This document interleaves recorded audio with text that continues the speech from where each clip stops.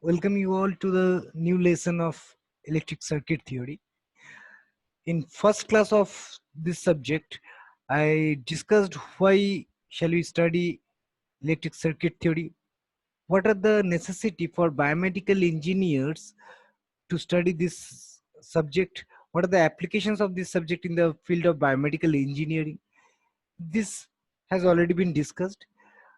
After that, we also discussed what are the basic electrical circuit elements. We discussed about resistance, inductance, capacitance. What are the application of these elements in electric circuits? What are the properties of these elements? And other basic of these elements have been discussed in last class.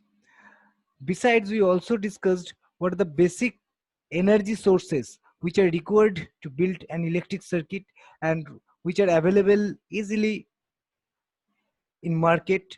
What are the different energy sources which are being frequently used in daily life application or in electrical devices or biomedical devices or equipments. Those have been discussed in first class.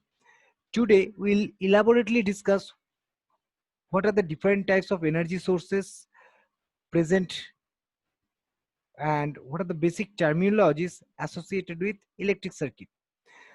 Once you go through different energy sources, you'll get familiar with the energy sources which are required to build electric circuit.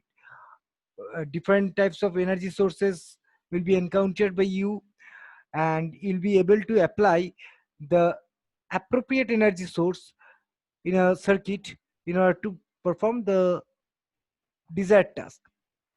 The basic circuit terminologies is need to be known to us, because in later classes you will frequently be using these terms to discuss any topic or any lesson.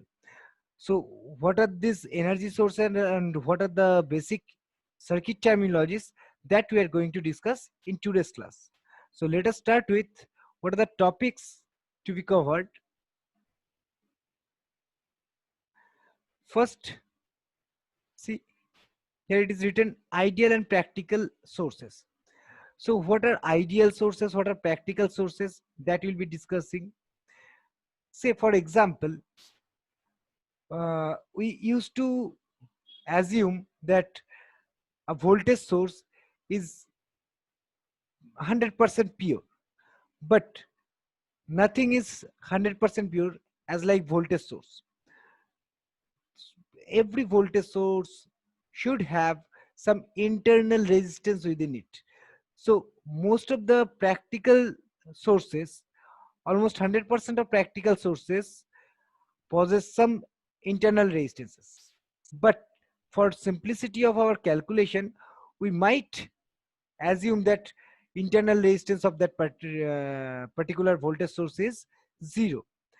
That means for our for the simplicity of calculation, we may assume internal resistance is not there for a particular voltage source or a current source.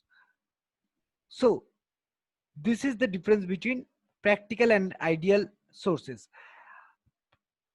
100% of the sources available in market are practical in nature. That means every source should possess some internal resistance. But for our calculation simplicity, we might consider a source as ideal. So there is no existence of any ideal source. All the sources are practical in nature, or all the sources should have some internal resistance within it. But for simplicity of our calculations, for simplicity of analysis, we might consider the sources as ideal. One more thing, all the practical sources which I am talking about possess some internal resistance within it. Now those internal resistances are very small, around 0.05 ohm or 0.01 ohm or zero point 0.1 ohm. So that resistance may be neglected to make the practical source as possible close to ideal one. Next is time variant and time invariant sources. You might have heard about AC and DC sources. In our home application, we use AC sources. So what is AC source? AC source looks like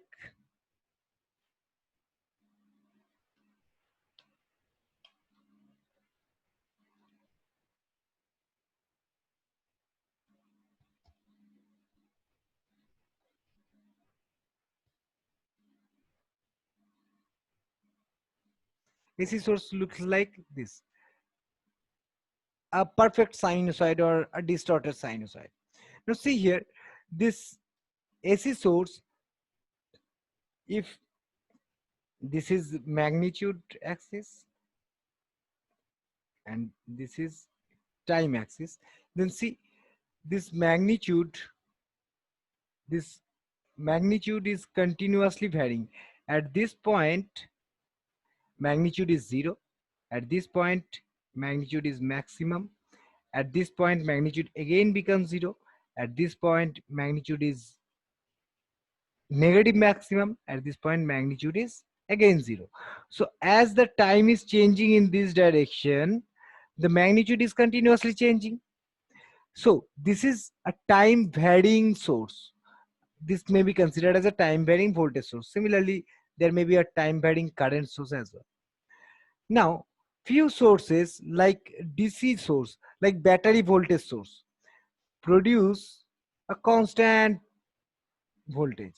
So this is time axis, this is magnitude. Now you can say this source, if this is a battery voltage source, this source is having a constant magnitude which is not varying with time. So this is a time invariant source. Next we'll be discussing about independent sources.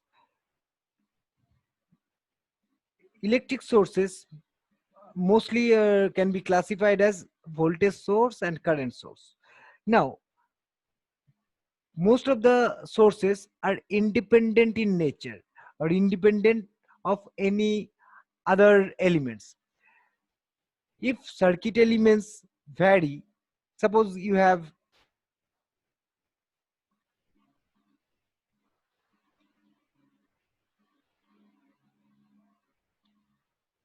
a 10-volt source and resistance is 2 ohm, then what will happen? A current of 5 ampere will flow. Now if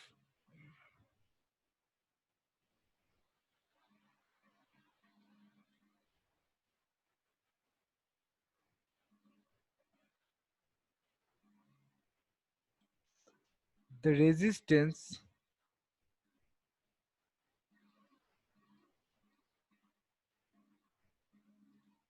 is changed to 4 ohm, then what will happen? Current will become 2.5 ohm, 2.5 ampere. So with a change in this resistance, is there any change in the voltage source value? No. So what happens if for some voltage sources or some current sources, magnitude of the source does not depend on circuit parameters. If circuit parameters goes on changing, the magnitude of voltage source or current source remains same. So that is why those are known as independent sources. Magnitude of those sources are not depending on any other circuit parameters. But few sources are there which are dependent sources.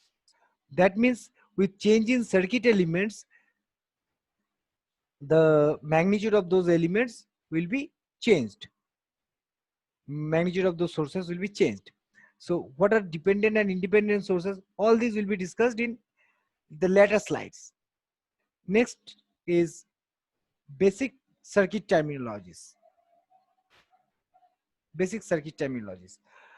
Here under this topic, we'll be discussing how can we define different basic terms associated with electric circuits, such as active network, passive network, l- network, non-linear network, unilateral network, bilateral network.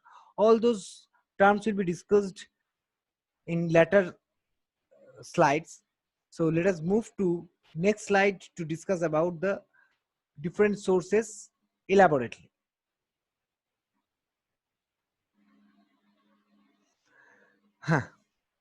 So let us discuss about time variant and time invariant sources. As we already discussed,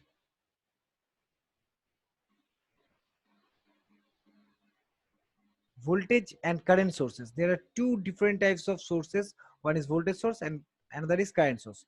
Voltage and current sources can be dependent or independent sources. Voltage current sources can be time variant or time invariant sources. So voltage and current sources can be classified in different ways. So let us first discuss about time variant and time invariant sources. So voltage and current sources can be classified as time variant and time invariant sources. The sources whose magnitude varies with time are known as time variant sources. See here,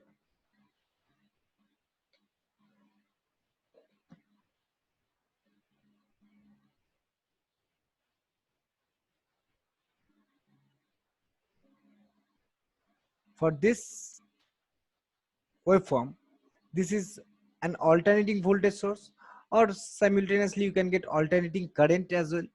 So here magnitude of this voltage source is continuously changing. Here at this point of time, this is time axis and this is voltage axis. So at this point of time, magnitude of voltage is 0.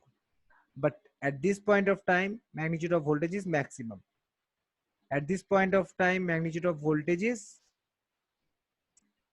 at this time, magnitude of voltage is, say, Vm by 2. Likewise.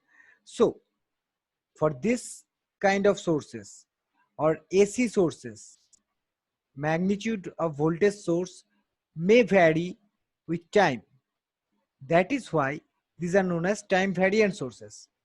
But for battery like sources, for this kind of sources, magnitude of the sources will not vary with time. This is time axis. So this magnitude remains constant throughout all the time. So this is known as constant voltage source or time invariant energy source. So these two are two different types of energy sources. One is time invariant, a time variant, which can be an AC voltage or AC current source. Another is time invariant source, which is constant DC voltage or AC voltage sources, as shown in these two figures. Let us now move to next slide.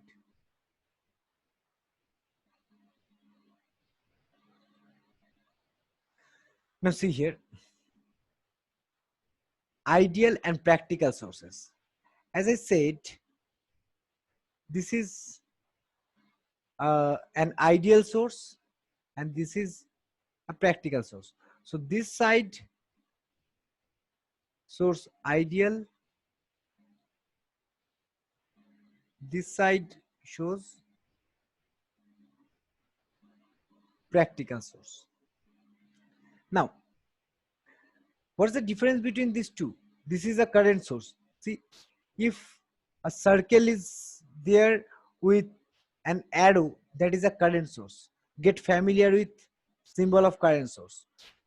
If a circle is there with plus minus sign, it is a voltage source.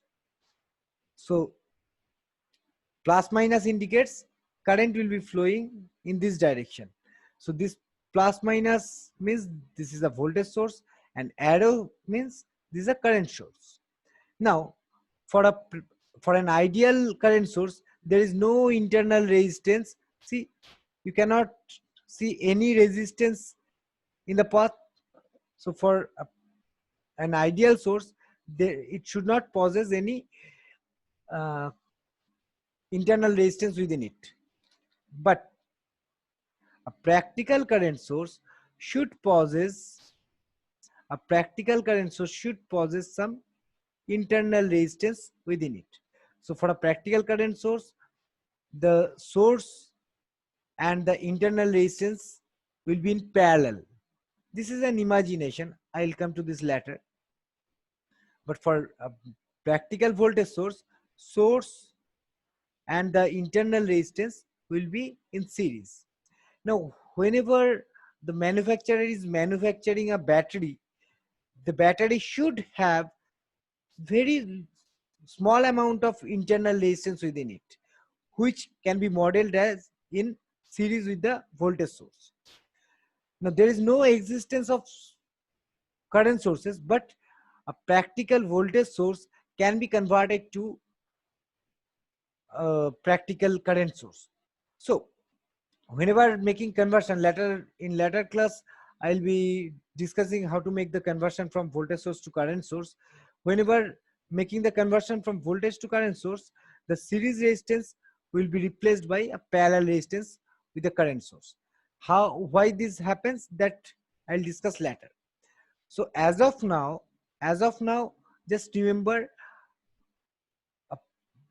an ideal voltage current source or ideal voltage source should not possess any internal resistance within it, whereas a practical current or practical voltage source should possess a small amount of internal resistance within it. When a manufacturer is manufacturing a voltage source, that voltage source could never be ideal one. It must possess a small amount of internal resistance. But for simplicity of our calculation, as this resistance R int is very small, this internal resistance may be neglected. That is why a practical voltage source can be treated as an ideal voltage source, considering or neglecting the internal resistance of the source. But for more accuracy of calculation, this internal resistance should have been considered. Okay. Now let us move to next slide. This is dependent and independent energy sources. See, this upper part gives different independent sources. This shows independent voltage source. This shows independent current source. Now, independent voltage sources may be shown as a circle with plus minus sign. So this plus minus sign indicates it's a voltage source. Arrow indicates it's a current source. So whenever there is a circle, you must consider it as an independent source. So independent sources are shown by circles. Sometimes independent voltage sources like batteries may be shown as like this. This is positive side, this is negative side. So if there is circle, then plus minus is to be mentioned. If this is shown like this, so up the bigger terminal will be considered positive and smaller terminal will be considered as negative. So this is negative, this is positive. Similarly, here this is positive, this is negative. Okay, and this is symbol of a generator source. A generator is also producing energy, so generator is also treated as an independent source.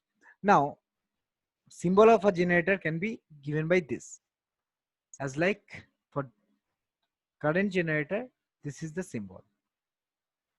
Okay, so these are independent sources. For independent sources, magnitude of this source does not depend on any other circuit parameters. So whatever the circuit parameters are, uh, whatever the changes you have made in circuit parameters, that will not affect magnitude of the source. Magnitude of this source will remain constant for all the circuit parameters. So this magnitude will never vary. That is why it is termed as independent source. Its magnitude is not depending on any other circuit parameters. But you might have studied transistor model in basic electronics in second sem. There you could find this kind of symbol, a diamond shaped symbol. Diamond shaped symbol says it's a dependent source. So there are four types of dependent sources. If it is diamond shaped, that means it is it is a dependent source. Now if it is associated with this arrows shows it's a current source. So this is a current source. Okay, now this is a voltage source. Why? Because of this plus minus, like this one. So this is a current source, this is a voltage source. So current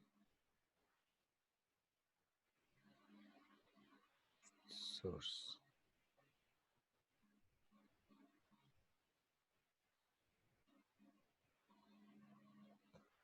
this is a current source,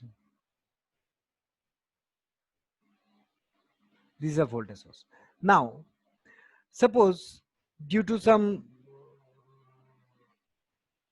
energy element, suppose I current is flowing through this path. Now say magnitude of this current source is bi, where b is a constant. So what can we say? Depending on this I, magnitude of this source will vary. Again, let me tell you, suppose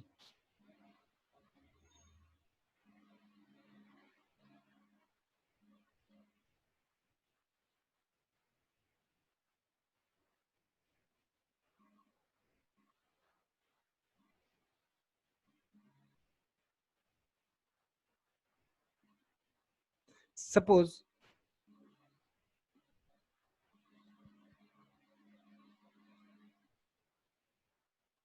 this is 10 volt and this is 2 ohm. As I said, B is a constant. Say value of B is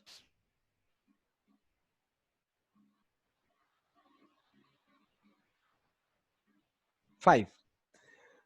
If this is 10 and resistance is 2, then I will be as per Ohm's law, I equals to V by R, that is 5 ohm. Okay, so magnitude of this source is now B is 5, I is 5. So magnitude of this source will be 25. Now,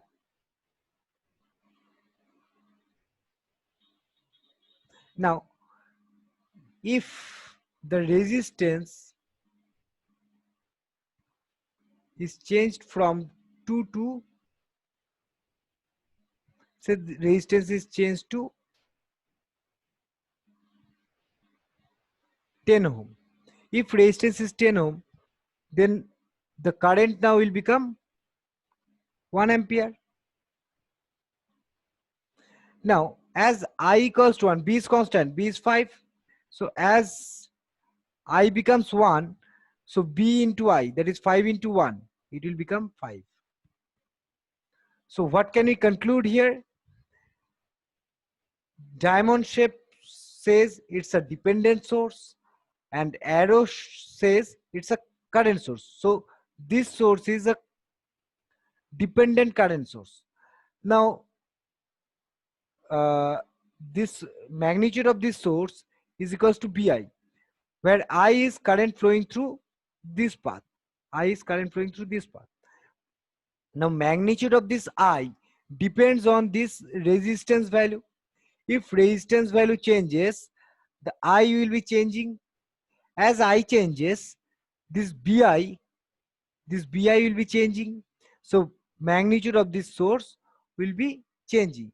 So the magnitude of this current source depends on this circuit parameter, this resistance. So depending on this resistance value, I will vary. As I varies, magnitude of the current source will vary. That is why it is termed as dependent source, not independent. Now here it is written, it's a current dependent current source. What we discussed here, this arrow shows it's a current source. Now magnitude of this current source depends on I. I is current through this path. So magnitude of this current source is depending on current value through the path. That is why it is current dependent source. Its magnitude depends on current. That is why current dependent, and itself it's a current source. Clear? Similarly, there could be another current source which may be voltage dependent. Now see here, this is a current source, this is also a current source. Now magnitude of this current source depends on I, but here magnitude of this current source depends on V voltage, this V voltage. If this V voltage is initially 10, and say G equals to,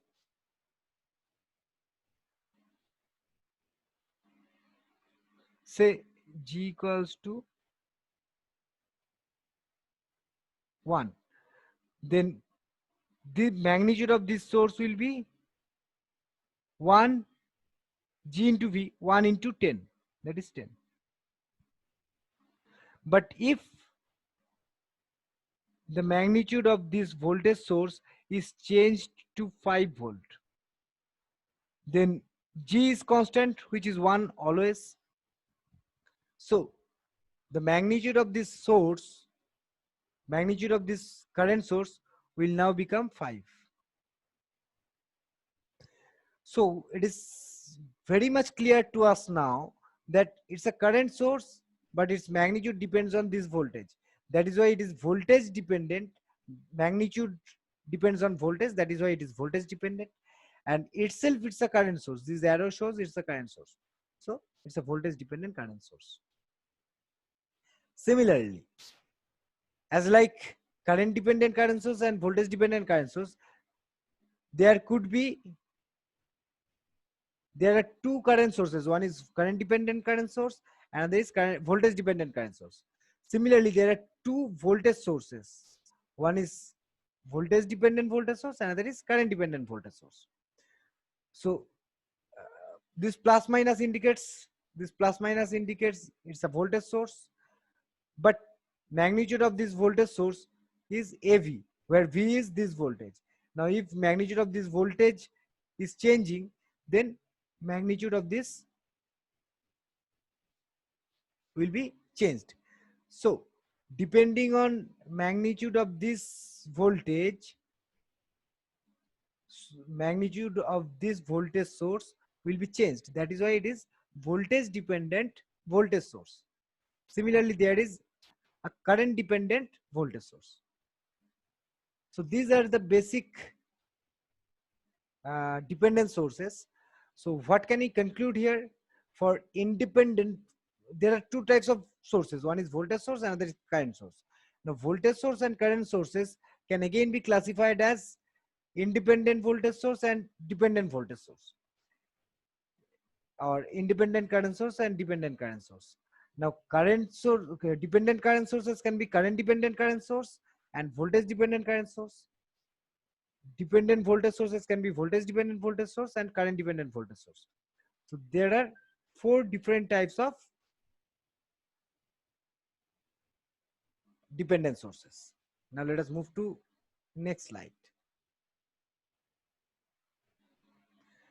Here we will be discussing about basic terminologies associated. First, we'll discuss about node. What is a node? A node means a point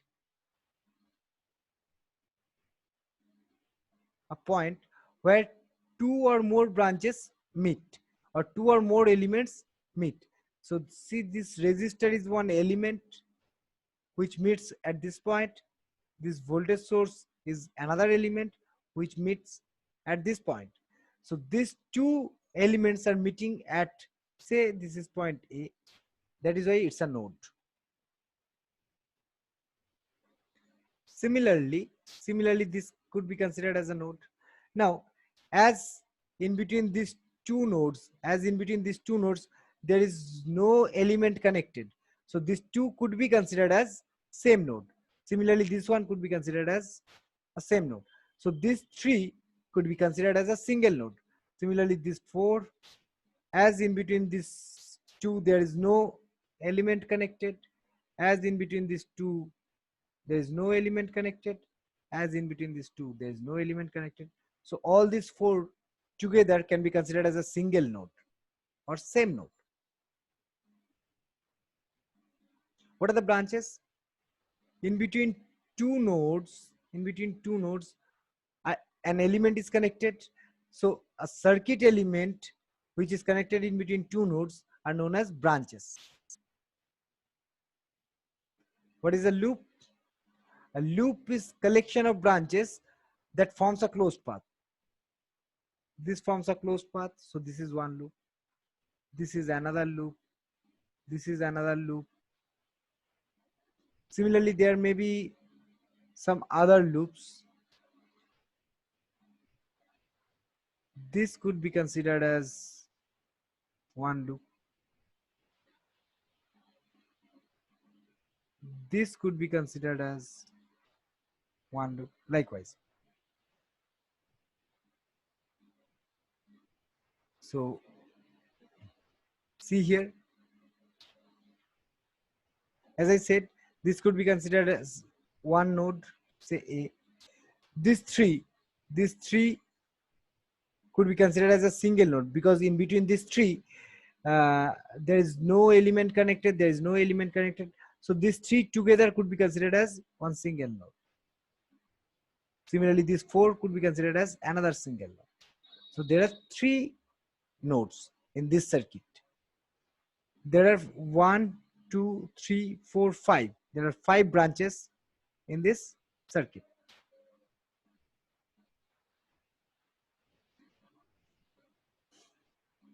If we start at point A, loop means one,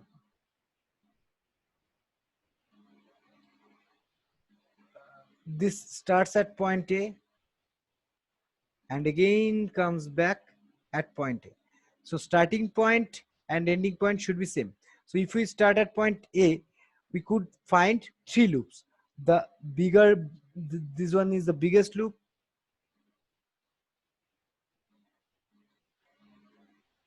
This one is the second loop. And this one could be the smallest third loop. Similarly, if we start at B, this could be one loop, this could be one loop, this could be one loop, likewise. So there could be many possible loops. Next is, what is a network? What is a network?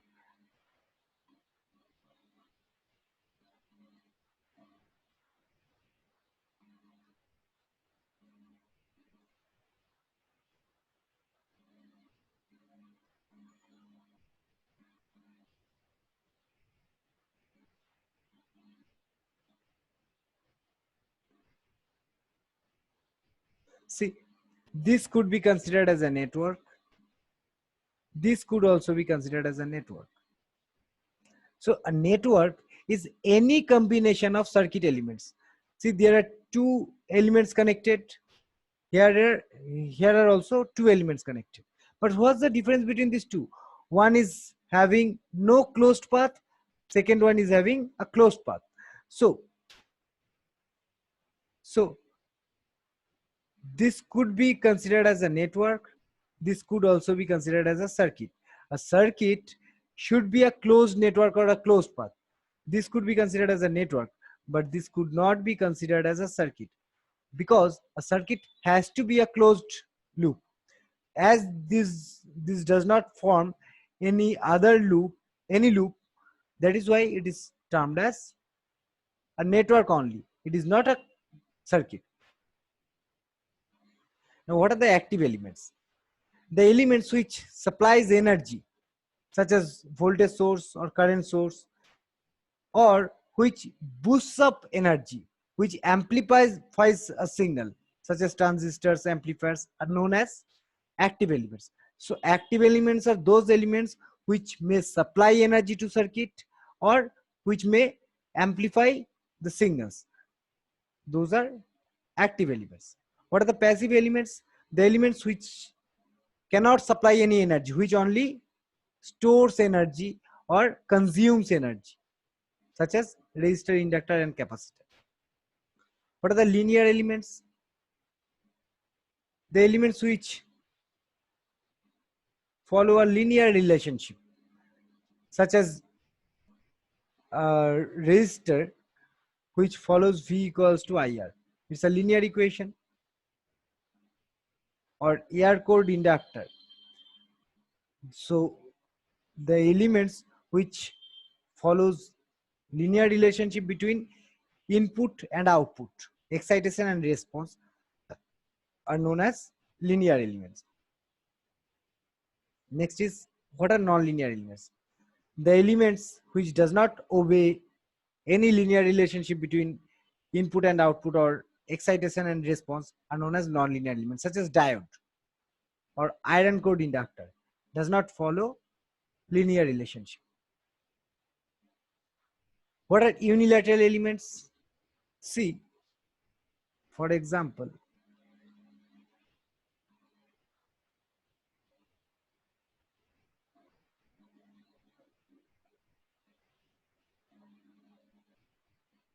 for this circuit, for this circuit, you all know, for this circuit diode is forward biased, so the diode will act as a short circuit. The diode will act as closed path. But soon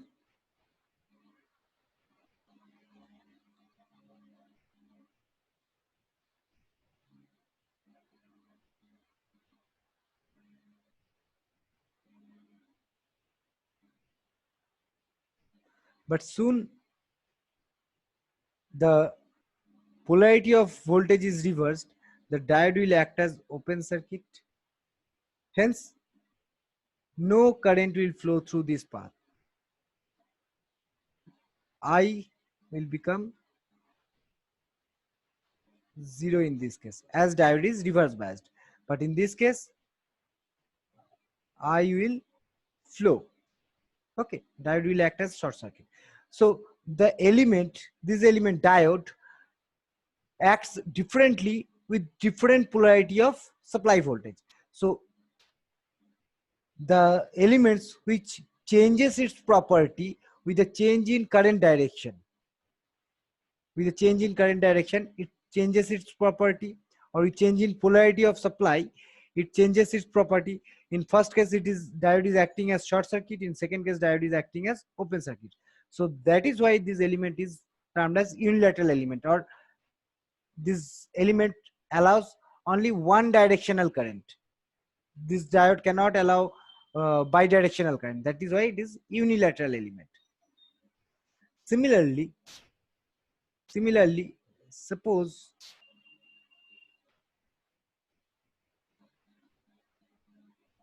there is a resistor.